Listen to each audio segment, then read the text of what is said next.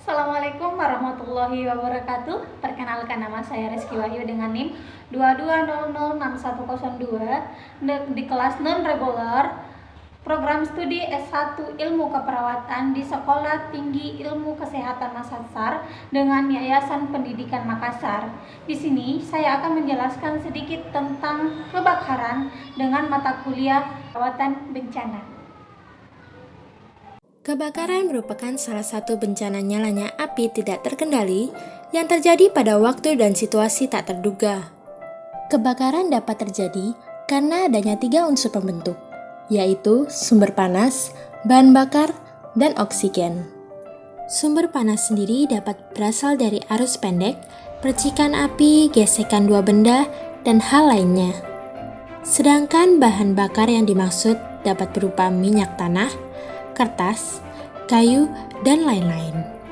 Setelah kedua unsur ini terpenuhi, maka yang dibutuhkan hanyalah oksigen yang cukup.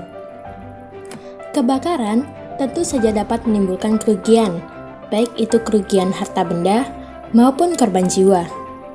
Namun, jika Anda melihat adanya kebakaran, tetaplah tenang dan lakukan langkah yang tepat. Tahukah Anda bahwa sistem proteksi kebakaran dibagi menjadi 2, yaitu sistem proteksi kebakaran aktif dan sistem proteksi kebakaran pasif? Contoh dari sistem proteksi kebakaran aktif adalah detektor, alarm, sprinkler, atau alat pemadam api ringan. Sedangkan sistem proteksi kebakaran pasif dapat berupa jalur evakuasi. Apabila kebakaran masih dalam tahap awal, maka Anda dapat melakukan pemadaman dengan alat pemadam api tradisional. Jika terdapat pasir di sekitar Anda, maka tutupilah api dengan menggunakan pasir. Dan jika ada karung goni, maka basahi karung goni dan tutup api secara merata. Kedua hal tersebut berguna untuk memutus oksigen yang ada. Selanjutnya, untuk memadamkan api kecil, dapat menggunakan apar atau alat pemadam api ringan, yaitu dengan cara tarik atau lepas kunci pengaman apar.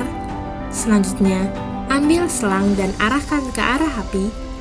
Dan yang terakhir, tekan handle apar untuk menyemprotkan dan memadamkan api.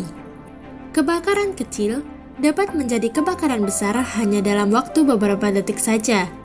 Jika kebakaran sudah mencapai tingkat tinggi, di mana kebakaran tidak dapat dikendalikan dengan apar, maka tentunya membutuhkan bantuan petugas pemadam kebakaran.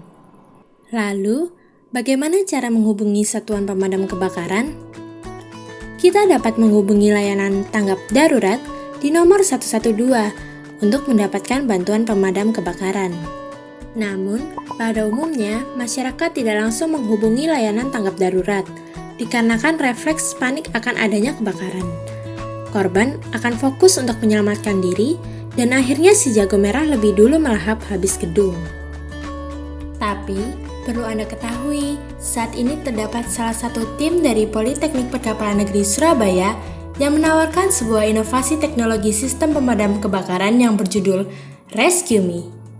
Sistem Rescue Me merupakan integrasi antara detektor nyala api dengan program pada komputer dan aplikasi Android, yang mana jika terjadi kebakaran tingkat tinggi pada suatu gedung, detektor akan langsung mendeteksi adanya kebakaran dalam range tertentu dan mengirimkan pesan ke call center damkar secara akurat.